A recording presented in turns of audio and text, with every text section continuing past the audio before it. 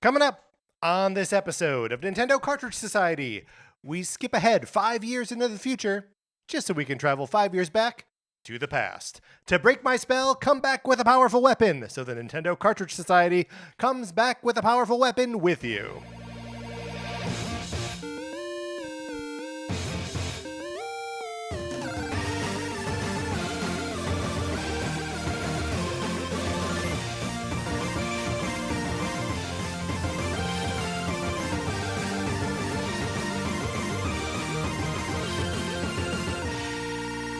Welcome to Nintendo Cartridge Society. My name is Patrick Ellers, and I'm joined as I'm always joined by my co-host, Mark Mitchell. We've got a good show for you today. We're going to be talking about the news from the week, and then on Thursday, Splatoon month continues with us ranking enemy armies as inspired by the Salmonids. But Mark, in the meantime, how's it going? It's going great. I know it's a cliche. Yeah. But I can't believe that we're already almost halfway through August. Okay, do you want to get into it? Because we're almost halfway through August, which means we're almost a month away from halfway through September, which means we're a month away from the next Nintendo Direct. Oh my gosh. I'm hyperventilating. Yeah, okay.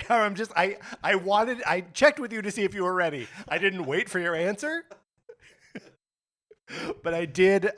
It's. I think we're probably about a month away from a Spectacular. Nintendo Direct. Oh, yeah. spectacular. Fun stuff. Now right? I can't wait for stupid August to be over with. Yeah, stupid August should be over with. Do we have any? We don't have any games coming out in August, right?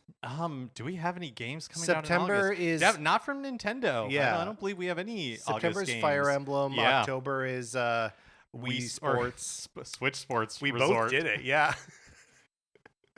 But yeah, so nothing in August. When does Orbitals come out? September. Okay. Well, we of course have Super Mario Sunshine to look forward to in a few days. Well, right, yes, and then that's when we know summer has truly started. That's right. I mean, the Piantas will be in full bloom. That's right. I hate the way that sounds. I can't wait for Thursday. Oh, it's gonna be so good. That'll be the day when everybody wakes up, throws off their sheets, and it's just like Piantas are good. I realize it now. I think you're setting yourself up for disappointment here, Mark. I believe it. I know you do. I think you're setting yourself up for disappointment. Speaking of setting oneself up for disappointment, this isn't right. We've seen a lot of good movies this summer. Patreon.com/Nintendo Cartridge Society. If you go over there and you're supporting us at the 8 or 16-bit levels, you get access to our once-a-month episodes of miniseries like NCS at the Movies. Yes, where Patrick, myself, and usually a special guest are going to the movies, seeing a movie together, and then talking about it. We just released an episode not that long ago about Spider-Man Brand New Day, and then not that long before that, the Odyssey. So there you go. 2 movies that we weren't disappointed by. And then I guess the month before we did see Disclosure Day. So maybe it was thematically relevant what I said. But it was interesting to talk about Disclosure Day. It was very interesting to talk about, yes. But there's lots of mini-series available at the Patreon, including 3 seasons of NCS Arcade, where we played video games that we had never beaten before. NCS Goes Broadway, NCS Detective Club, and some of that content is available at the Patreon for free. And at the 4-bit level, so like there are many different options. Spend what you're interested in spending over there, even if it's nothing, and you can listen to some extra shows that we made. All right. Also, people can check out the Discord if they're interested in that. Email us, Nintendo Cartridge Society at gmail.com. I send you an invitation. You hop in there. You chat with us about what's going on in the world of Nintendo, what's going on the show. Usually a good conversation about whatever 433 we're talking about. People have opinions on like pizza and stuff. I feel like that was the one that generated the most like chatter about it. Yeah, for sure. With good reason. Yeah, people want to talk about pizza. And then also, just one thing I want to keep shouting out for a little while here. I had a book that came out last week. The Teenage Mutant Ninja Turtles Anatomy of a Mutant. The book is out there in the wild right now. It's a reference book that I wrote. Includes all original art by Matteo Santaloco, who is a Ninja Turtles legend. It's a very cool book. So if you're interested in the Ninja Turtles, or if there's someone in your life who is interested in the Ninja Turtles, please check it out wherever you buy books. Yeah, awesome. Definitely check it out. All right, Mark, are you ready to talk about what we've been playing this week? Yeah, let's do it.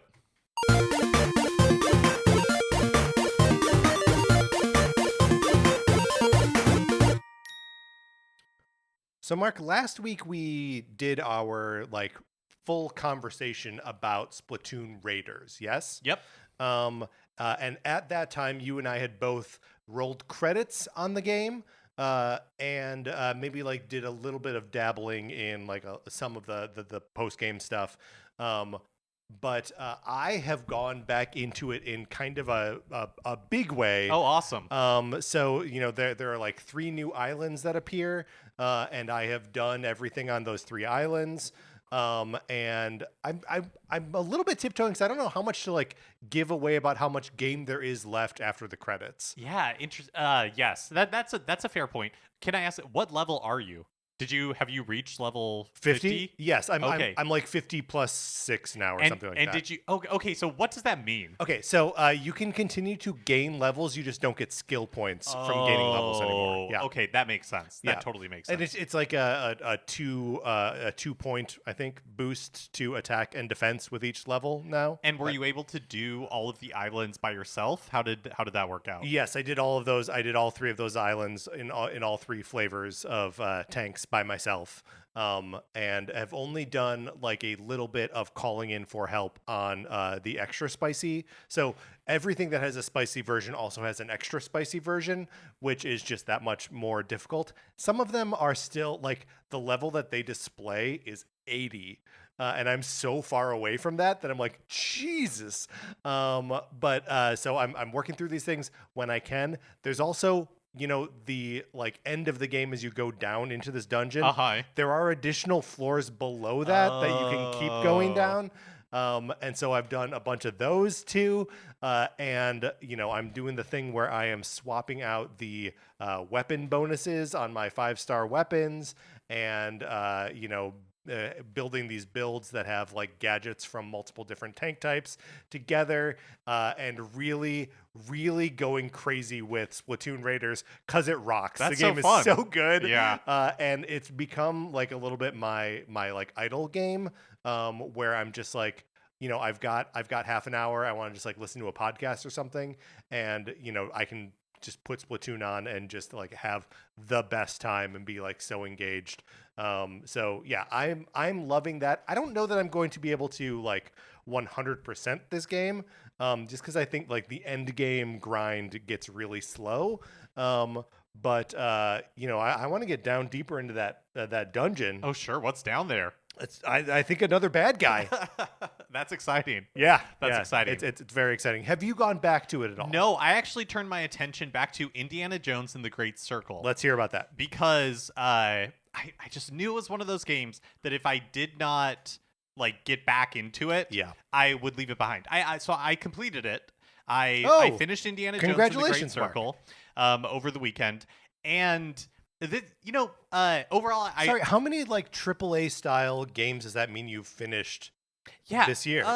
Let's see. I guess maybe not as many as like 3, I think. So Final Fantasy VII Remake. Okay. Was and then Resident Evil Requiem. Pragmata. Oh yeah, Pragmata. I forgot. Yeah, I did do that one. And then now Indiana Jones and the Great Circle. So I guess 4. That's not bad, especially like especially considering that's a type of game that you haven't played in like 7 years. No, it's true. No, yeah, it's absolutely true. And I have so many more on my Switch that like Resident Evil 7 and 8 after Requiem. I was excited to go back to that. Rebirth is still just sitting there every time I turn on my Switch. But I finished Indiana Jones. We both have Cyberpunk. Oh my gosh. Oh my gosh. Yeah, totally. Yeah. And I saw that Star Wars Outlaws was on sale right now on the eShop. And I was like tempted to pick that one up. I don't know. We'll see. You should do it. But Indiana Jones and the Great Circle. So yeah, I completed it, and I overall I liked it. I had a good time.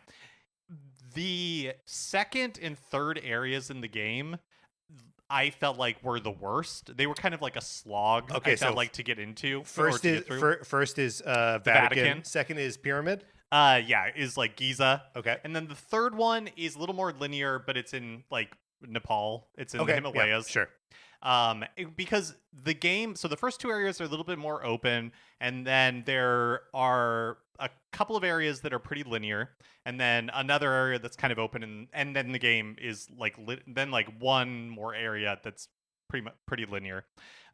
Is that when it's linear? Is that kind of more just like an action set piece that you're like It's fighting, sneaking your way through? sometimes you're going through like it depends. Sure. Like and really that's I feel like where it's an interesting type of game, not really one that I've played in a long time, where the actions that you're doing are actually like fairly linear or fairly limited. Yeah. It's like it's stealth mostly when you're dealing with enemies. And so, but when you do get into combat, there are guns, but the game really discourages you from using guns. Like they're not so accessible or so useful that you're like, I'm just gonna go in here. Like it really wants you to use stealth and then hitting enemies over the head or fighting or like punching them. Basically like how Indiana Jones would, right? Right. He's not really a Right. guns blazing guy. He's good at going in and bonking someone Yeah. with like a priceless vase or Exactly. something. Right. So there's like that part of it, and then there is like exploration, but it's really limited, right? It's like, oh, you can use as in the actions you're doing are really limited. Like, oh, you can use your whip to climb up or swing, or you're just like kind of doing bad first person platforming. And so what really like separates the good parts of the game for me from the bad parts of the game are the environments and how they're utilizing that limited tool set. Yeah. So there were a few parts in the game where it was like, wow, like I didn't really do anything here, really. Because like the game, I guess minor spoilers, there's like a part where you're in an airplane and you have a companion who's like flying it. And your job is to use the gun to like shoot down other airplanes. Sure. But then your airplane starts losing altitude. There's another airplane next to you, like an enemy airplane. So you get out of the gunner's seat. It's like a biplane, run across the wing and, like knock some guys out. And then Tom like Cruise style. Yeah, exactly. Yeah. And it's like, well, I didn't actually do much. I can't fall off the wing. The game doesn't let you. Sure. So it's really just like push the button again to run, push the button to, you know what I mean? Yeah. Like it's but it felt so exhilarating and cool.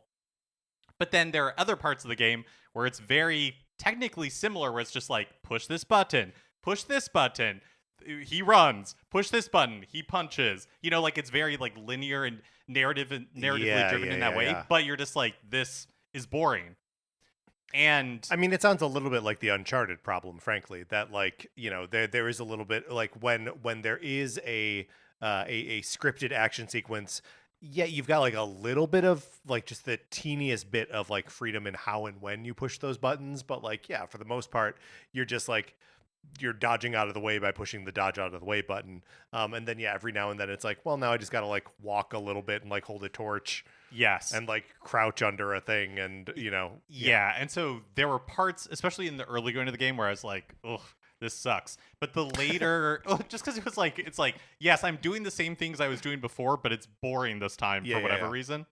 But by the end of the game, I think there are some exciting like action pieces where it goes narratively is as in like, what is the big reveal and like all that kind of stuff is fun in an Indiana Jones type of way.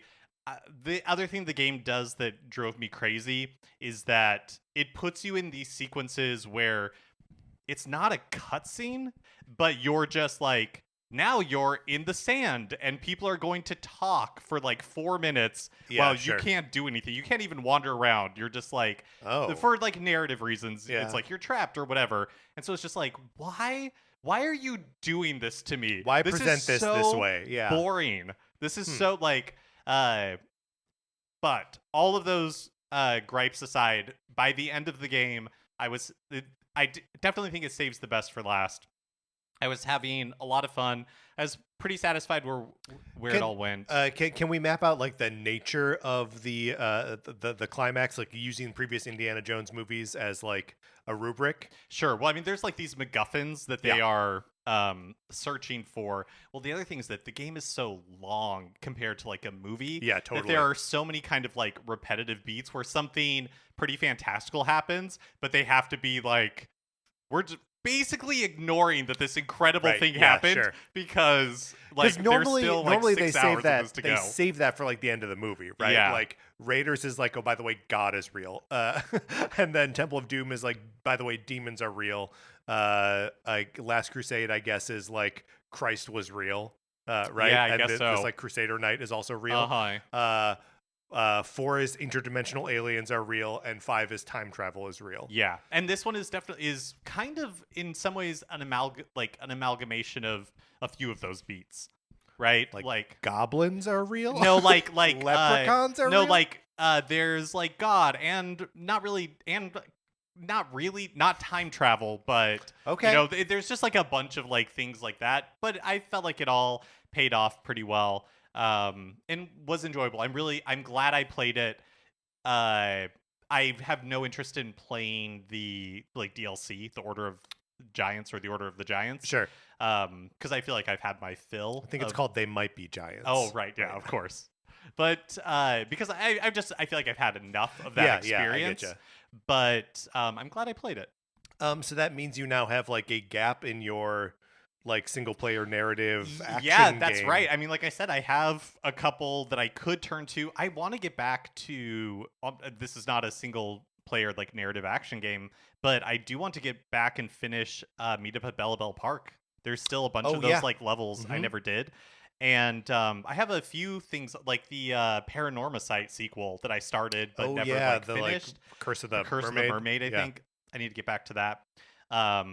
So I don't, but I have now like about a month until Fire Emblem to do something, and I don't think it's in me to start Rebirth yet. But I understand, but just know that Revelation is like coming I out know, sooner than we I know. think. And Revelation takes a long time. But give yourself a little bit of breathing room before diving into that. Let's see other games that we played this weekend. Mark, I played Big Walk. Yeah, tell me this about weekend. this. Big Walk rocks. So it is we talked about it a little bit on the show before, but it is a game from House, which I believe is the Untitled Goose Game. Yeah, developer. that's right.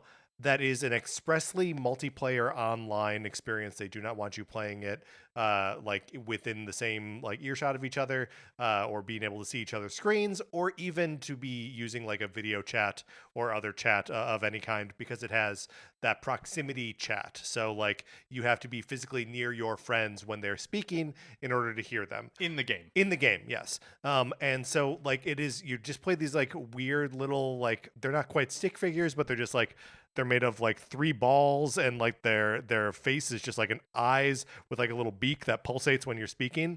And you're running around this like island, just picking up things and solving puzzles. And you're doing this cooperatively, and all you can really do is pick up an item, use an item, discard an item. And so your friends can be that item where you pick someone up and you throw them around, or you can do the like totem pole stacking to reach higher areas. And you can only hold one item at a time. So there's a lot of like, you go to a new area and you're like, and the game is also like so good at not explaining anything to you. So, you're just like walking around and you start discovering these like red kind of bulbous idols that you will later discover you need to put into this console to like get a key. And then you can cut the key into the right shape and then progress to the next area. But there are all these like little puzzles of how you like free those idols from their little traps, and it's always like teamwork based. And sometimes it's like someone is on the other side of a locked door, and they see like the solution to the puzzle like lighting up in real time, and the people on the other side of the door have to execute on it. It's like an escape room. It is kind of, but like with this door closed, you can't hear what the other people are saying, so you have to like find a way to like mime it, or there's like a laser pointer that we had found that I was like, I'm going to go walk back up there, get the laser pointer, come back down so we can solve this thing. So like the whole game is that. Sounds awesome. It's incredible. There's also like a set of walkie-talkies that we were using, and like using walkie-talkie etiquette to be like over, when we were done with it. It's just so fun. We almost finished like the second set of little idol puzzles, but are going to go right back to it. This is a game that it's got cross play. across like all platforms. So Ethan was playing on his Mac. Andrew and Taylor were both playing on their Switch 2s. I was playing on my PlayStation 5. And it is like pretty seamless. And the players on the Switch 2 were just using their built-in microphones. So it was super easy. I was. It was just all kind of incredible. A really cool game. I can't wait to get back to Big Walk. Yeah, that's so fun. Is it 4 people? Is that like as big as your party can be? So when you like go into the game, you can set it. Whoever's like hosting it sets it for 2, 3, or 4 plus. So the puzzles do seem appropriately scaled for like the world that we were in seemed appropriately scaled for 4 people. I'm sure it would be easier if we had 5 or 6 or whatever. But also maybe more confusing because you just keep losing track of people, right? Like someone sees something and is like, oh, I'm just going to take care of this. And then they're out of earshot and you're like, where did Andrew go? Yeah. And it's just a blast. That's so fun. That sounds so fun. Or like you will find yourself running. There's a day-night cycle too. So like, and flashlights and like other lights that you can carry around. And so sometimes you'll find yourself separated and the sun's going down and you're like, oh no, how am I going to get back to my friends? Is the world itself like dangerous? Like if you, No. Oh, okay. Yeah. No. Or at least not to the point It's not like monsters come out at night or something no like that. monsters. Yeah, no, yeah. but it is genuinely just like, if you're not following a path and there's no lights and the sun goes down, you're like, well, I don't know what I'm going to, Yeah, that's awesome. I don't know where to go or anything. It's such a blast. I really loved it. And Mark, I would love to play this game with you as well. I think it would be really fun. Yeah, that sounds so fun. This is not something that I have played yet, but I will say that I was selected for the Duskbloods network test. Mark, can I tell you that I was also selected for the Duskbloods network test? Seemingly, I think everybody was selected, except if you were in Japan. There, it seems like it was a lottery and not a let everybody in type thing. So I do think they were probably just like checking to be like, is this a real account that has like activity within the last year or whatever? Because basically every community I'm in online, everyone was like, yeah, I got in. So I mean, great. I still think that let's count this as a win, right? Sure. Yeah. No. Absolutely. The next steps are that next Tuesday, so a week from today, we will be able to like get the codes and be able to download it, and then the test starts next Friday. If you, by the way, signed up for this for the network test and were not alerted to the fact that you were selected, that is not the way that they do this. You have I didn't get an email or anything. You have to go to the website and check on your status. Yeah. So if you were just like, oh man, I didn't get, like, go and check the website. You'll have to log in again. But yeah, how weird that they don't notify. Right, no email was sent or anything like that. Yeah. Very strange. Especially because like you would think that because this is not like a beta or anything like that. This is a network test. They want to put strain on the network. Yeah, totally. So I don't know. Anyway, they should be alerting people. Did you play the Tetris Maximus Cup? No. Yes. And so, but it's still running as we're recording this. It doesn't end until, I don't know, midnight. I think it's Monday like midnight, night. Yeah. So when this episode time. comes out, you will not have time anymore. Yeah, that's right. That's right. But maybe after we record, I'll go in. You've got a little time. Yeah. Right. Yeah. How about you? Did you? I did. I played it. The music for it, because it was a Splatoon Raiders themed, and it was just like the sort of action music from Splatoon Raiders, which is that like kind of salmonid, discordant music. It's not great. It's not great. But let me tell you this, Mark. And by the way, I got this theme in 3 matches, so I felt good about that. Including a second place finish, which is heartbreaking because that's so close to just getting first. I played another Tetris game this week because I got my old Virtual Boy out and was going to be, because I want to check out those new, like genuinely new Virtual Boy games. But so I spent a little time with V-Tetris, which is a game that I was excited to play. It's previously a Japanese-only release of Tetris that has a game mode where there's like your Tetris board is a little bit on like a cylinder, and so at any time you can press the L and R buttons to just like rotate it around. And I thought that would be a really cool, fun way to play the game. It's interesting, but like I don't know, kind of fundamentally not What fun. does it accomplish? So Are you just seeing the bat like your map in reverse? Like, no, not like your map in reverse. Like you move it one row at a time or one column at a time. So if you have, you have like an eyepiece hole in like the second column, and you tap the thing like one to the right, then it moves that eye hole column one to the right, and now there's like an empty space. And so there's maybe it's like maybe the width of like two Tetris boards that just kind of goes around in a circle. Oh, I see. So you can always kind of like position it so you're like if you want to, you can really carefully build it up so that you'll only ever be scoring Tetrises, which is kind of neat, and like the effect is cool, but like it is fundamentally like not additive to the game of Tetris. It's an interesting novelty, which I know I'm talking about the Virtual Boy, so interesting novelty is like, that's high marks for a Virtual Boy game. I will say that I also did try out then just to add, the music in this mode on V-Tetris is worse than the Splatoon Raiders okay.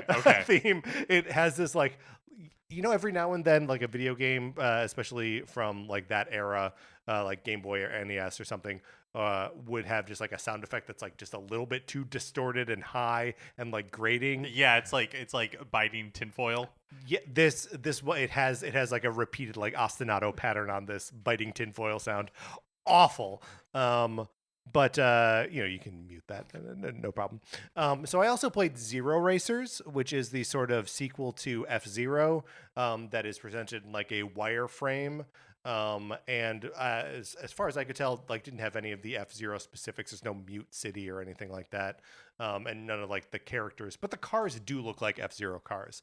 They also move vertically as well, in addition to like left and right.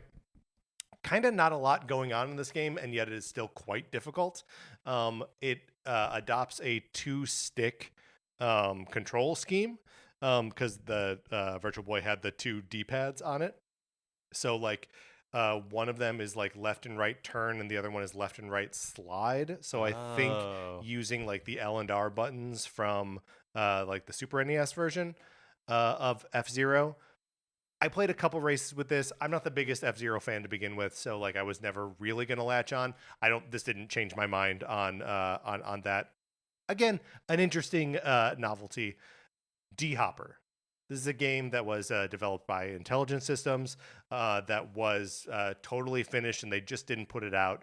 It is a fantasy action RPG light rather, where you play as a dragon prince who gets his family is attacked, and he gets exiled to a land ruled by fairies, and then you have a fairy companion that casts magic spells as you go around in this like top-down like dungeon exploration adventure, where you have the ability to jump.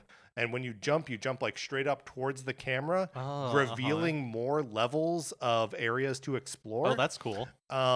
And I gotta say, this joins the pantheon of probably only Virtual Boy Wario Land as an actual game on Virtual Boy that I think is valid and worth playing and awesome.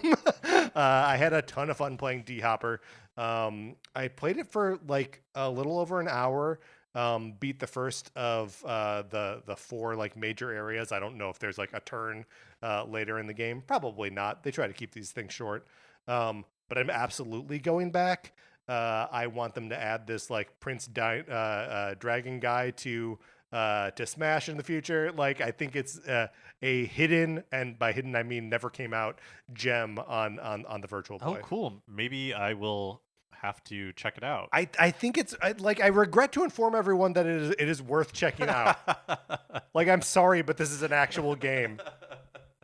Also, like the title screen for the game just says Dragon Hopper, but that's so funny. They just can't call it that. A little bit of a bummer, and some of the other virtual console, or not virtual console, the Nintendo Classics games have this where their thumbnail is just like the title screen, Yeah. instead of like the box art, because there never was box art for this game. Both this and Zero Racers, like just unfortunately, are the title screens, which. I'm like, come on, just like mock up a box art for this. Yeah, totally. They did that for Star Fox 2. They just made up box art. Uh-huh. Did you play it in like red and black, or did you mess with the color stuff at all? I played it in red and black because I know that I can change the colors, but also I didn't really want to like dig out the. I'm The already lenses? Yeah, for sure. I'm already getting out the like plastic Virtual Boy thing and like setting it up at the desk, like a one more layer of tinkering. And I'm like, no, I should be doing something productive. Yeah, I should be doing no, like that's yard fair. work. Yeah. But yeah, regret to inform everyone that D-Hopper is genuinely fun, sorted deep, tight controls. It's fun to attack guys. It's fun to jump super high up and then like land on them, or jump high up and get into higher levels. Yeah, that's a fun idea. And the 3D effect is like great. It's super fun. I really I can't wait to get back to it. All right, that's what we've been playing this week. Let's get into the new releases and what we might be playing next week.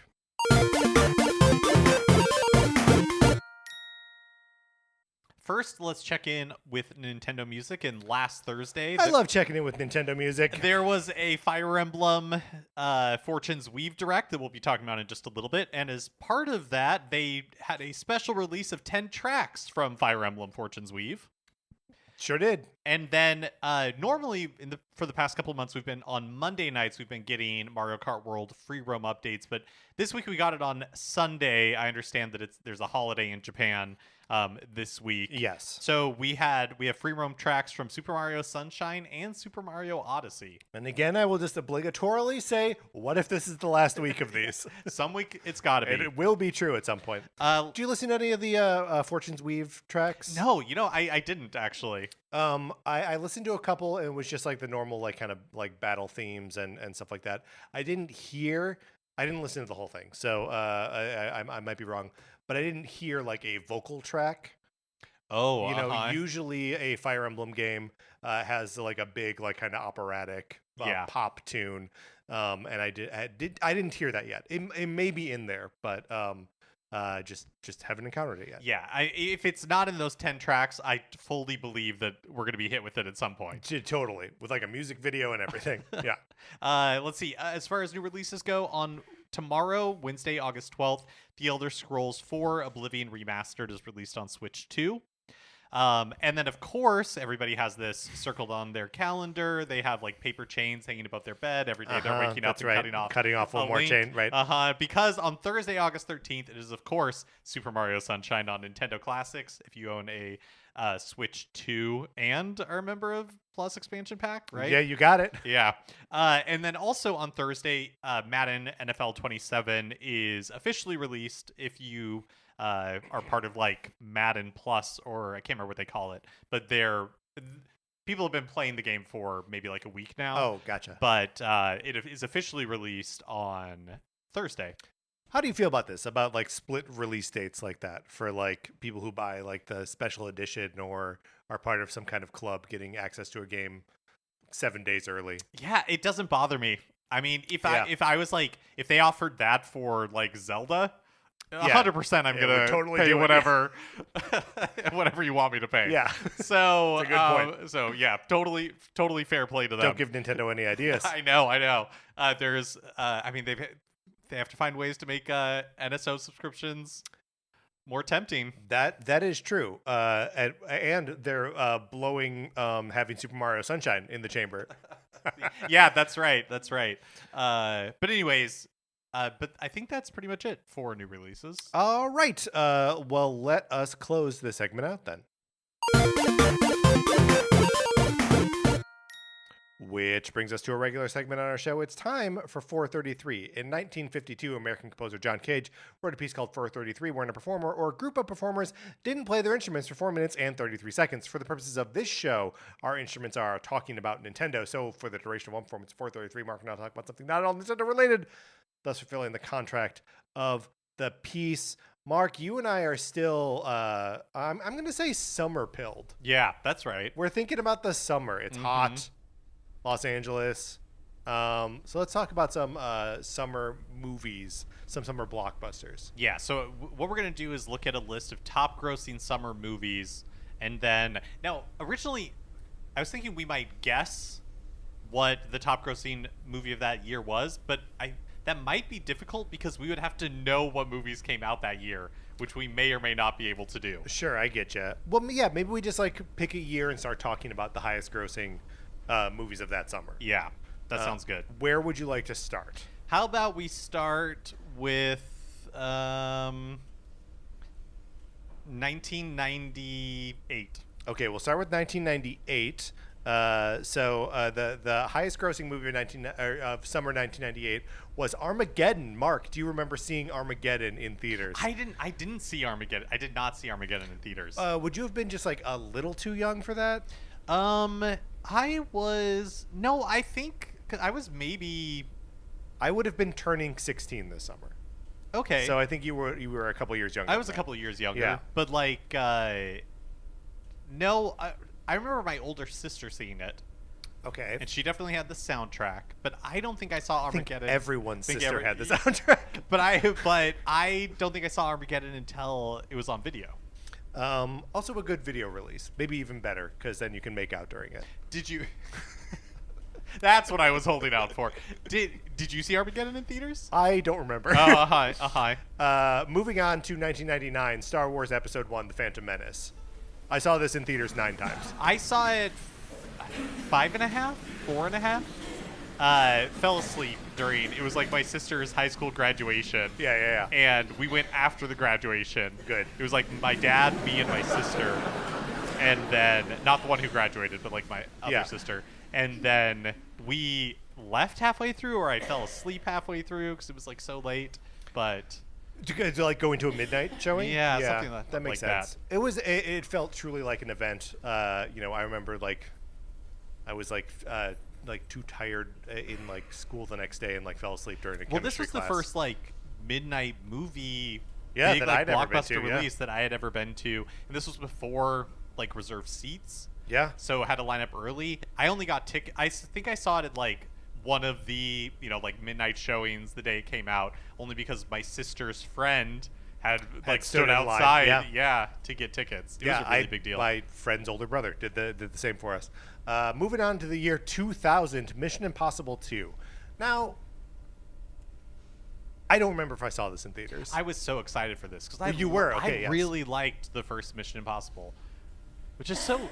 I mean, maybe it's. I don't think it's weird. I think a lot of people, but looking back on it now, it makes sense to me that you were influenced by like the allure of an old TV show that you never saw. Sure, yeah. Like that's like characteristic Mark that you would be excited about Mission Impossible for that reason. Yeah, I would. So I really liked the first Mission Impossible movie, and I remember being so disappointed by this one. 2's a stinker, it turns out. Yeah. 2001, Shrek. The first time I saw this movie was in French class, and we watched it. Very good. With the French dub. I didn't see it in theaters. I did see this movie in theaters, but it was one of those we're going to the theater to access air conditioning for 2 hours. Oh, sure, yeah. 2002, Spider-Man. This was such a huge deal. Yep. I wonder how many Spider-Mans are on this list. Seems like there could be a ton, right? I would guess, do we think Spider-Man 2? Yeah. And Spider-Man 3 was potentially? Yeah. But I do not think either of the Amazing Spider-Mans would be on this list. That's a good point. And then Spider-Man No Way Home was a Christmas release. Was it really? Yeah. It was the end of the year. Yeah. 2003, Finding Nemo. Mm-hmm. Great flick. Great movie. I haven't seen it in probably 20 years. I just watched it recently. Holds up. Still really, really works. 2004, Shrek 2. I don't know that I've ever seen Shrek 2. Now, I have seen Shrek 2, but I don't remember if I saw it in theaters. Okay, 2005. Sorry, the crowd on this recording of 433 is restless. They don't know what to do between movements. 2005, Star Wars Episode 3, Revenge of the Sith. I was in college at the time that this movie came out, and I organized like a campus-wide trip to go see it at midnight. We had like 3 buses taking people to the movie theater. That's incredible. Yeah. My memory on this one is that by this point they had started doing like 8 p.m. showings on Thursday or whatever. Yeah, I think that's maybe they what did. I feel like I went to an earlier one, and I had a Nintendo DS at this point. Is that right? I think so. Because I feel like there were people that were doing like Swap Note or whatever it was called while we were waiting. Yeah, good. For the movie. 2000. Oh, I love that episode 2 is not on this list, by the way. Oh yeah. Wait, what would it come? What do you think came out in 2002? Oh, Shrek. Right? Shrek. Yeah. All right, so we did a couple years. I don't know. Do we revisit this list? Could be fun. We were accompanied today by the BBC Symphony Orchestra, as conducted by Lawrence Foster. All right, Mark, let's close the segment out and get into the news.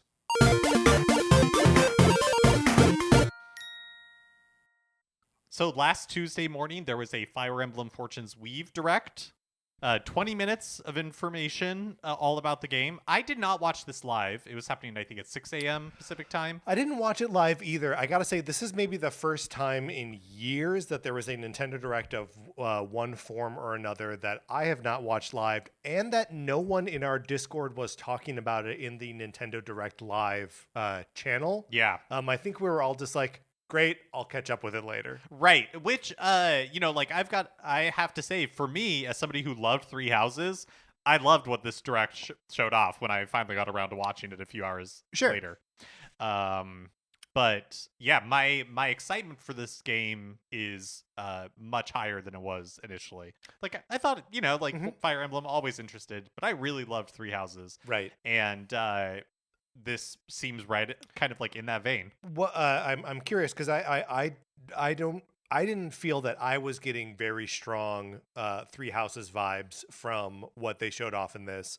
But what was it about the Direct that made you go like, oh yeah, I'm interested? Yeah, so I think it's the structure of the game is really that's fascinating, interesting to me. Yes. So it seems like you start the game. There are these 4 different like protagonists that are all competing in the heroic games. Like we've heard about the heroic games before. And so, we were introduced to all of them. There's Kai, there is Dietrich, there's Theodora, and there's Lita. And they are all participating in the games for different reasons. Yeah, and they all seem like vastly like different character types. Right. Including like Dietrich is like a like noble warrior from like a foreign land who's like, in a very Ryu sort of way, like just looking for the next big fight. Yeah. Theodora, she's like a dark priestess for like a crazy god that wants to destroy everything. Yeah, from like a country that people dislike because they worship a god of death or whatever. Yeah. And then Lita and Kai seem like the most similar. I guess they come from different backgrounds, but they're both like sort of revenge stories, it seems like. Right. Lita's pursuing her father's killer. And hers is straight up revenge, and Kai's is his father is imprisoned. Yeah. Both of those seem like unlikely sort of heroes.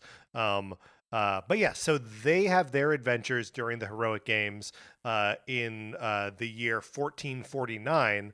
Meanwhile, there's like another hero 5 years later who is like going back in time to recruit them. Yes, who is like the Byleth type, right? Yes, because like all of these Fire Emblem games have an avatar character that you are playing. Is that true? In recent memory, that is true. Yes. And sometimes that character is more like integral to the plot than others.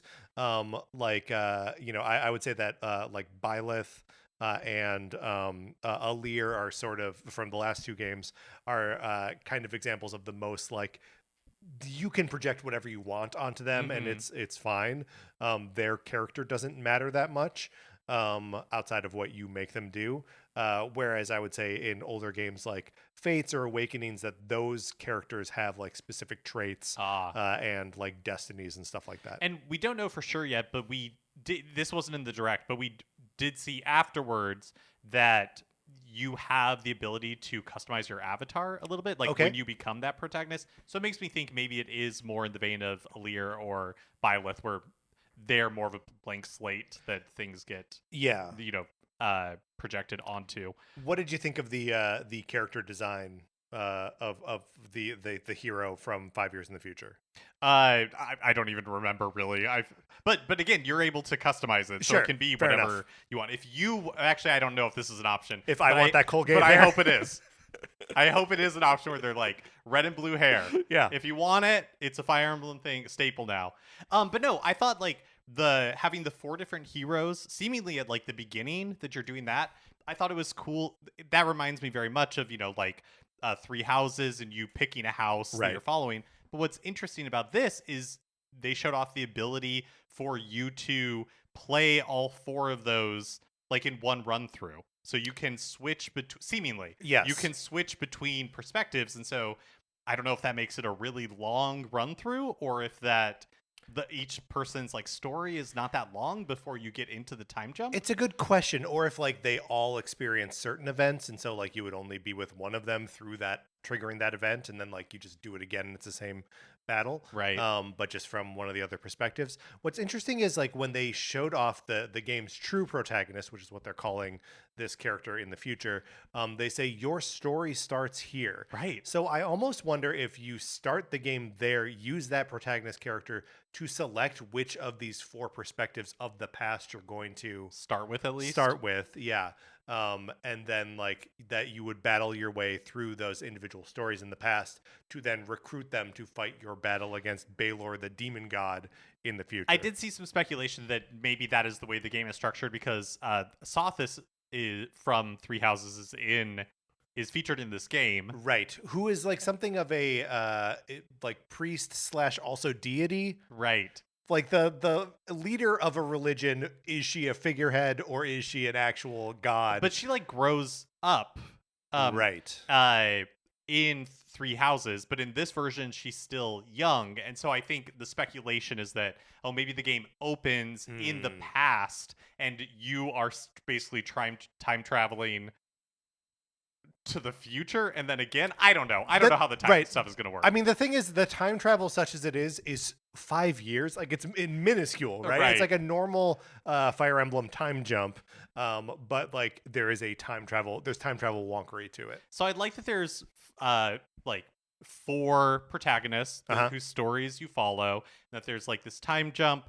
I know some people hated it in 3 Houses, but I thought it was really interesting. The like in between battles, you have options of how you spend your time, but time is limited, right? And so choices, like roll down your time meter, and so you're not able to do everything.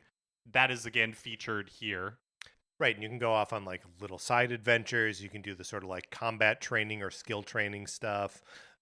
In 3 Houses, there was tea time, which is you could take people Yep. on like tea dates and try to grow your relationship so you could recruit them. This one seems like you can share a meal with them. It's not just tea time. Right, and when you say you mean these like heroes, right? No, I think it's after the time jump, so I think it's your avatar character. Because I think the 4 protagonists are doing their own thing. You think they've just got like a linear... I don't think it's strictly linear, because we've seen that there is time between like the game events for you to do things. But I think it's what I thought was that it's not until the protagonist comes in that you are starting like recruiting your team. Yeah, that you're recruiting your team for like the final battle. But is your weird angel character like romancing? Well, I don't think you're romancing. I think because you weren't building romancing relationships, in right. 3 Houses, you were just building relationships so you could recruit them to your team. Yeah, gotcha, that's what I think. But also, it's recruiting them and their allies, right? Because like these individual heroes, they're not going on their like versions of their adventures on their own. They will have allies in their stories. Yeah, but they might be built-in allies. Like, do you know what I mean? Yeah, like prescribed allies. Yeah. Yeah. But I also wonder if there are like kind of crossover characters that could appear in like multiple stories or that drift in and out. Like totally. I do feel like for as much as they showed us, there's a lot of this game structurally that I'm like, wait. what? Wait, you know, like I'm very excited to get my hands on it, and just play around with its weird systems. Yeah, I mean, there's those dungeons Yeah. that have turn-based, like traditional RPG combat, like Yeah, aren't seemingly, tactical. yeah. And Um, like villages that you explore, like in a 3D space. gauntlets can be guns now. Sure, gauntlets can be guns now. Why not? Doesn't make a ton of sense to me, but No, especially like why would that be? Yeah, it's just interesting because it's like my first thought would be, oh, that would be something that like archers would have, not necessarily gauntlets. Which yeah, you it's know. it's not really clear. But yes, I am looking forward to this game a lot. I think it will be cool. Comes out September 17th, $70 digital, $80 physical, or of course there is the Dogdin collection, which is like $110, something like that. Comes with a 150-page steelbook, or no, a steelbook case, 150-page art book, character art cards, and a map of the world. And did you pre-order this? Yeah. Yeah. Yeah. Not in the direct, but Nintendo confirmed the Joy-Con 2 mouse controls are supported, so you can use that for like tactical gameplay, moving characters around the map. It's so interesting that like when I think of a tactical like battle game like this, I'm like, oh yeah, well, of course you should have mouse controls, but Fire Emblem has simply never had that. Yeah, it's always been fine. Yeah, it's always been fine. I say they've never had that, but I don't know if the Super Famicom ones did have mouse support. Oh yeah, Because they might have. Sure, right? yeah. And also, on 3DS and stuff, you You can tap the it. Yeah, touchscreen. that's true. Also not in the direct, but in Japan, the game is getting a manga adaptation starting in September, which Engage also had a manga adaptation. Interesting. So a version of the story where I don't have to hear the characters' terrible voices. That's interesting. Would have helped with Engage for sure. Mhm. I do think it's interesting that there's like people that Three Houses really worked for, and then people who did not like that style of Fire Emblem at all. I mean, dude, if they can, and then I feel like the exact same thing is also true of Engage, but they were just different audiences. Yeah. And if they can continue to do one for each side, in every generation, like I think that's a pretty good formula, especially because I like both. Yeah, I could not get into Engage. So something Just that's blow more fast the first couple chapters with those awful children. I also just think that there was You could something let them about die. Three Houses. Permadeath. Let them go. So it'll be interesting to see if this one ends up scratching that same itch that Three Houses ended up doing for me. There was a deluge of unconfirmed Legend of Zelda movie casting reports last week. Unconfirmed that Nintendo and Sony aren't saying anything, but they all seem legit from like legit sources. Sure. So it started with Kyle Buchanan, who is a film reporter from the New York Times, sharing on social media that he's heard that Ganondorf will be played by Uli Latukefu, who is probably best known from Young Rock, that sitcom that was on NBC for a while. Yes. Exciting. It's he looks like an imposing presence. Would be a fun Ganondorf. Then Deadline chimed in to say that the late Sam Neill would be in the movie. Daichen Lockman, who I know best from Severance, and Yvonne Strahovski are also in the film. Lockman plays Dead Wife. Is that right? Yes. Severance, yeah. She plays Dead Wife. Yes. Or is she? Yes, or is she? Mm-hmm. Rumored to be playing Impa. And I had heard this had come up before somewhere. Like, this rumor has been around for a while that she was in the movie and would be playing Impa. Yeah. But we don't really have any idea who anybody else would be playing. Separately, Deadline also reported that Lydia Peckham, who worked with Zelda movie director Wes Ball on Kingdom of the Planet of the Apes, is in the film as well in an unnamed role. So I'm guessing, I am guessing that there will be a Zelda 40th anniversary segment in the September Nintendo Direct where the movie's cast will be announced. Yeah. Do we know when this movie's coming out next year? It's like April 30th. Oh, okay, great. Yeah. So yeah, I mean, where by September, I think they gotta kind of be ready to blow it out and show us a trailer, right? Yeah. Finally, Gamescom. Oh wait, no. I was gonna say, I did you totally skipped over. You skipped an over a entire story, segment. yeah, and I wasn't sure if you were doing that because you were like, "Oh man, we're going long." No, I just Okay. I no good reason. Last week, Nintendo released their financial report for Q1 of their fiscal year, so from April to the end of June.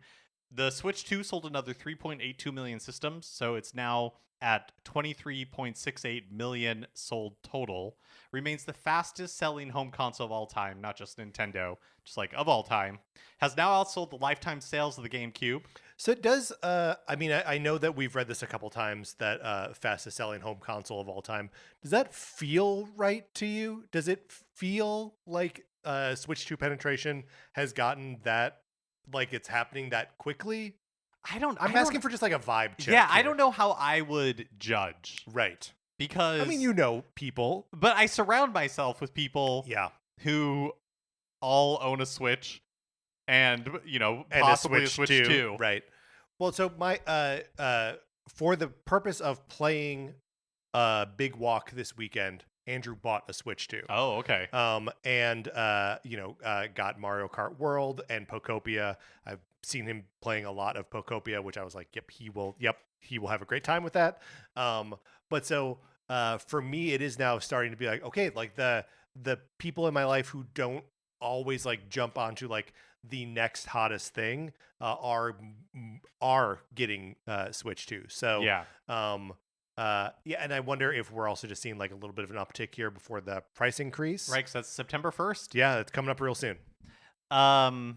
The Switch 1 sold 0.66 million systems. Total is now 156.59 million. It remains a lot of Switch systems sold. Nintendo's forecast for the remainder of the year is unchanged, so they're still expecting to sell 16.5 million Switch 2s and 2 million Switch 1s. Tamagotchi Life Living the Dream has sold over 8 million units as of August 5th, which that's like the same as Resident Evil Requiem, which released in February on every system. It's pretty nuts how much of a like lightning rod this game Tomodachi Life is. Like I think it was just scratching an itch that people needed. No specifics on sales of Yoshi and the Mysterious Book or Star Fox. Star Fox only had like 5 days of tracking in the quarter. Right. But Nintendo states that they performed steadily, which is something that they notably never said about Mario Tennis Fever. Oh boy. I mean, Mario Tennis Fever was priced wrong. These other two games are both like sub $60 games if you buy them digitally. But not Mario Tennis Fever. Super Mario Party Jamboree TV has sold 1.15 million copies that's of the Switch 2 edition. And that's just the physical copies just of it, right? The physical versions, because because Nintendo only counts sales of the Switch 2 edition specifically when they're digital, or for Switch 2 editions, yeah, Nintendo only reports sales that are physical. Okay. If a digital sale of a Nintendo Switch 2 edition counts as Switch 1 software. That's just how they've chosen to do it. Fine. Fine. Good for them. So that means that over 1 million people have spent $80 on a Mario Party game. Right. I mean, that's the power of Mario Party. I know. Well, and like, Jamboree's a pretty good Mario Party. The Jamboree TV stuff is kind of atrocious, but it is like, system feature show offy. Sure, so like, spend $80 on that or $10 on Nintendo Switch 2 Welcome Tour. It's up to you. Which path do you choose, modern man?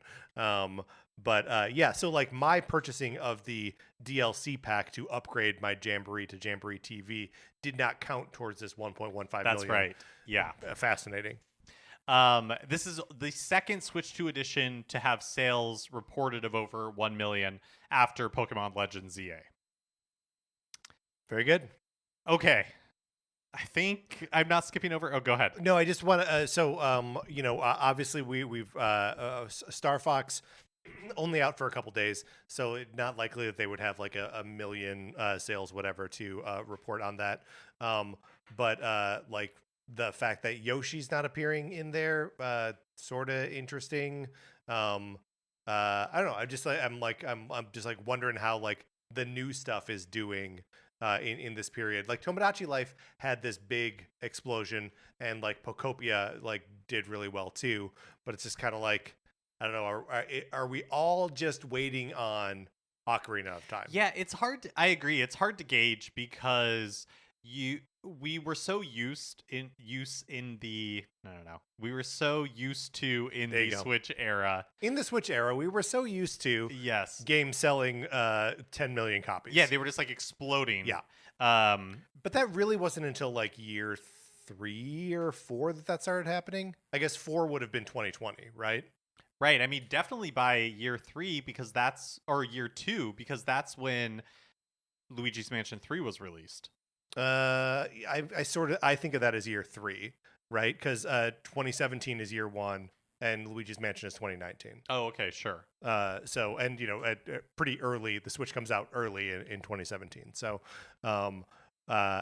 and launches with Breath of the Wild, and a couple months later Mario Odyssey. So like those are huge selling games. And then by the end of the next year, Smash Brothers and Mario Kart had been out this whole time. So, they had their like engines of ridiculous sales. But then yes, by 2019, then something like Fire Emblem Three Houses is selling like 5 million copies. Luigi's Mansion is selling 10 million. Link to the Past is also selling like 8, 9, 10 million, something like that. So, yeah, we are not to that level of meteoric success here yet. And I wonder if we will be. Like, is that going to be the story of the Switch 2? I don't know, especially with all of the Switch 1 software still available, still out there. Right, there are just a bunch of other games to play. Yeah, I think like Mario Kart 8 Deluxe still sold like 500,000 copies last quarter or something like that. I mean, I do think it'll be interesting when, sometime next year, Sony and Microsoft are like, here are new consoles. They cost $1,500. And people are like, whoa, never mind. Like, what does that do for the comparatively cheap $500 Switch 2? Yeah, it'll just be interesting to see how that all plays out. Finally, for real this time, Gamescom is happening later this month in Germany, and Square Enix has announced a new look at Final Fantasy VII Revelation as part of the opening night live event on August 25th. Okay. Opening night live. We got to do another one of these Keighley things. Oh, right. It's a Keighley joint. It's a Jeff Keighley joint. But traditionally, this is not like a place where big announcements are made or like surprises happen. So it kind of makes sense that they're like laying the groundwork here to be like, we will see something from Final Fantasy VII Revelation at this thing. Yep. Nintendo will also be at Gamescom. They have like a booth, and they've said that they'll be showing Nintendo Switch Sports Resort. Let me ask you, is the Rizzler going to be at this one? No, I think that was a Comic-Con exclusive. Come on. Switch Sports Resort, Call of Duty Modern Warfare 4, Orbitals, 007 First Light. That's interesting. We don't have an official release date for that yet. Minecraft Dungeons 2, EA Sports FC 27, Splatoon Raiders, Pokemon Pocopia, Metaphor ReFantazio, and more. We don't have a First Light release date yet. I don't think we do. Yeah, I guess. But maybe right. Gamescom would be a good place to announce that. Yeah, it certainly would be. That's coming up here a little bit towards the end of the month. So we got like 2 weeks before this happens. Are you going to be tuning into this stuff like live, or just sort of like picking up headlines as it comes to you? Yeah, I don't know. Probably headlines, but yeah. We'll see. All right. Well, that is the news. Let's close this segment out.